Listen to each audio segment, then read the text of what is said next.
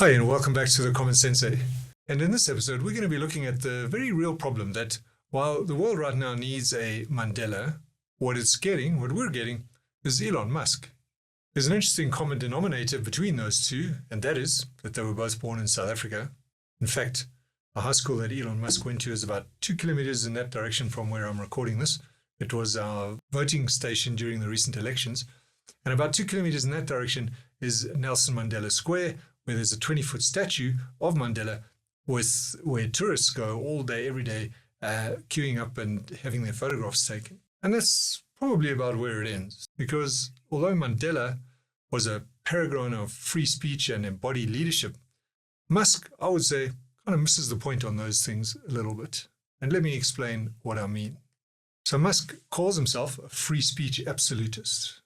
And after he bought Twitter and rebranded it to the very clunky, untranslatable X, he retrenched about 5,000 staff and in the process ran a sword through the levels of content moderation on the platform. He also lifted the restrictions on certain accounts that had previously been suspended for, among other things, hate speech, Donald Trump's account being one of them.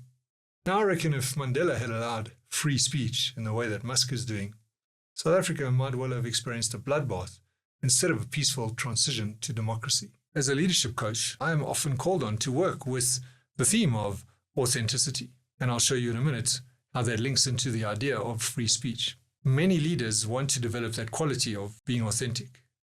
The problem I've found is that authenticity is most often misunderstood as a kind of personal free speech, a form of brutal honesty. It's a mistake that Mr. Musk makes, and that Mr. Mandela did not. Generally, when people define the term authenticity, they offer the phrase being true to oneself. In fact, the Association for Psychological Science even has that on its website. There's an article there that says authenticity means not only owning one's actions, but also acting in accordance with one's thoughts, desires, and needs. The first part of that definition, owning one's actions, would apply, for example, when you're late, say for a meeting. Do you own up, or do you offer an excuse? But that's a subject for another day. The second part of that definition relates to free speech, acting or speaking in accordance with one's thoughts, desires, and needs. Now, as anyone who's paid attention might have noticed, your thoughts, desires, and needs can be quite erratic and random. If you've ever done mindfulness, exercise, or meditation, you sit there and you realize thoughts just come and go by themselves. If you've sat in a meeting and ever stopped yourself from saying something, you would know that sometimes the things on your mind are not always useful or relevant. In fact, they can be downright problematic. I mean, imagine if you were true to every single thought and feeling that arose. You might do and say some very unpleasant, offensive, and downright crazy things. So as you can see, we need to look at this more carefully. And as mentioned, I work with leaders who want to be genuine and authentic, and they too make that mistake. They believe that the genuine and authentic means they have to share everything, good and bad, express their emotions and their honest thoughts. That sometimes gets them into trouble. Some because they yell at people. I'm just being honest in myself. I have to be genuine. Others because they spill their guts and embarrass themselves by oversharing. Or put themselves in a very poor negotiating space because they put it all on the table. I point out that as a leader, you step into a role. You become a representative of the company as much as you represent your people to the company. In fact, I sometimes joke that being a leader is like being given a role in a charity, end-of-year charity play. You get told you're playing the bad guy, you're on in 10 minutes and there's no script. It's not even a joke. Judging by the response that most of my clients give, that's pretty much sums it up in the most serious way. They often find themselves in that difficult situation of having stepped into a role and having no script. And what you find is that in that role, let's say you're on stage, in a role, you're no longer just John or Sarah. You can bring John or Sarah to the role, just as, say, Meryl Streep would bring her unique talents to a role. However, nobody wants to see a fake actor, I don't think.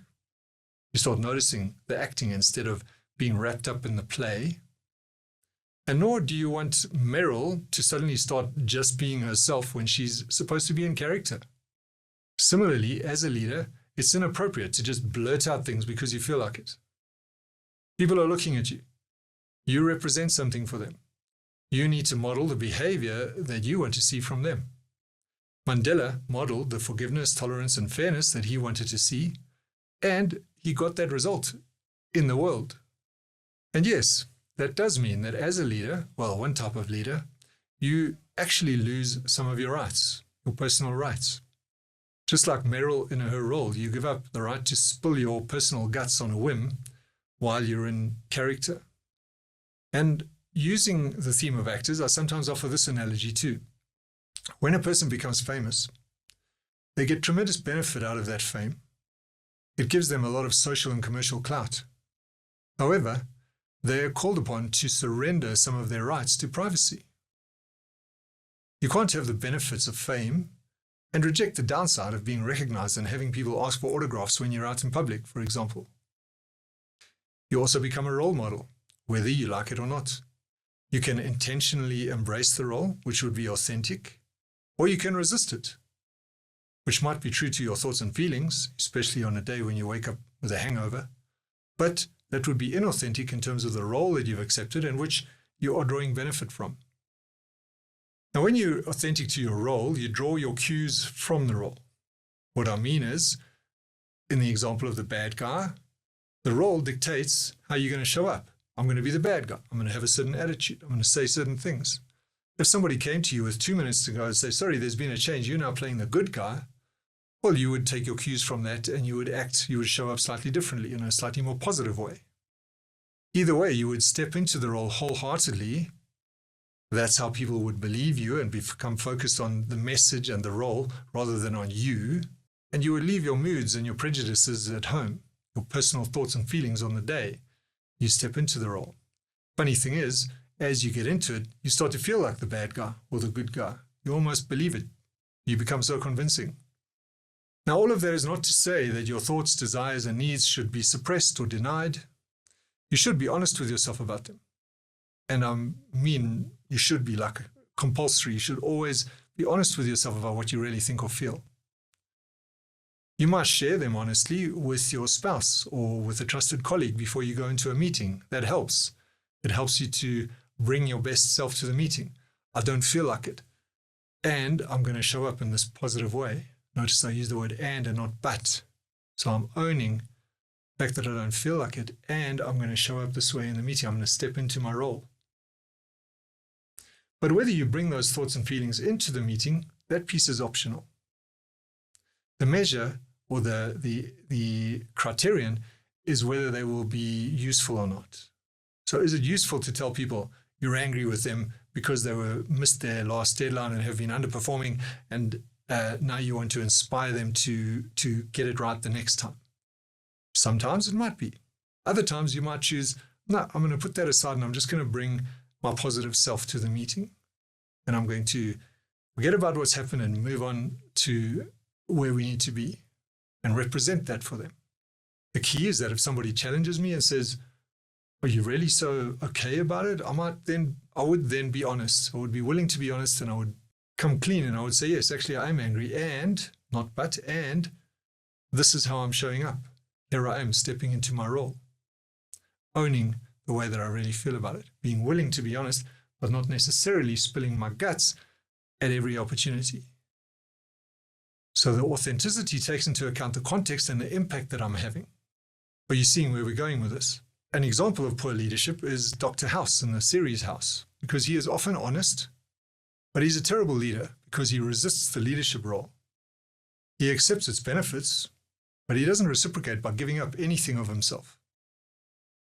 It would be fine for him to be honest with himself. In fact, as I've said, that's compulsory.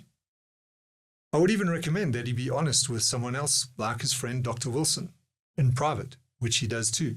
But does he need to be as honest as he sometimes is with his reporting line of doctors? Not always. When the situation calls for it, he could step more authentically into the role of leader and be more supportive, more measured in how he communicates with them. That would be authentic leadership, authentic to the role that he is drawing benefit from. He would be modeling the kind of leadership that, if he was really honest with himself, he would appreciate and respond to as well. And for more on this topic, See the link below for a webinar where I talk about the 3 levels of honesty that accompany authentic leadership. So, back to Elon Musk. I say he is a leader in the mold of Dr. House. Instead of stepping into the role, he brings his own agenda. He lets his worst tendencies spill into the role. We don't get Elon the leader, we just get Elon, kitchen sink and all. And he justifies it with an intellectual sounding term like free speech absolutist. Naturally, he would argue that leadership is exactly what he's doing and why he's a free speech absolutist. He would say that he's balancing the liberal agenda by bringing the other side of the story. The liberals want to restrict speech, he would say, and he's opening it up. But is that leadership? What measure should we apply? The automatic anti-Musk response would be to point out how he responds or reacts when the situation is reversed. His recent court action against Unilever and other advertisers provides a good reference point. When they chose to withhold their advertising and direct it elsewhere, he tried to force them to return to his platform. No free speech absolutism there. But that would be to get into a he said, she said kind of an argument, a divisive argument about who is right, and that's not the point. In fact, that not being the point precisely is the point. As I've said, the quality of one's leadership is measured not by how much you get to assert your personal point of view, but by its impact, by the response you get. And the impact of Musk's leadership is to divide. The response he is increasingly getting is division. What should it be? Well, should a leader divide? Or should he or she work to resolve disagreements and get people to pull together, as Mandela did? No team, no organization, no country can function effectively when it is divided. If Americans want to make the country great again, they should look to unify and not divide. And a leader who has that agenda should unify, not divide. And this would be true even if Elon was right about the Twitter files, for example. Every leader should embody the notion that 2 wrongs don't make a right. So even if he was right about the Twitter files, doesn't justify him now going and forcing his agenda. His leadership role as one of the richest people in history and the owner of a global communication platform is one of unprecedented responsibility. Yet, he doesn't have the picture of what free speech should look like, nor of what his role requires of him. The world, as I said, is getting Elon, kitchen sink and all. Elon, who has not matured much beyond the geeky teenage boy who went to school just down the road here. And it's getting that, we're getting that, while what we really need is a Mandela. So thank you, and if you found value from that, please remember to subscribe, and I look forward to seeing you in the next one.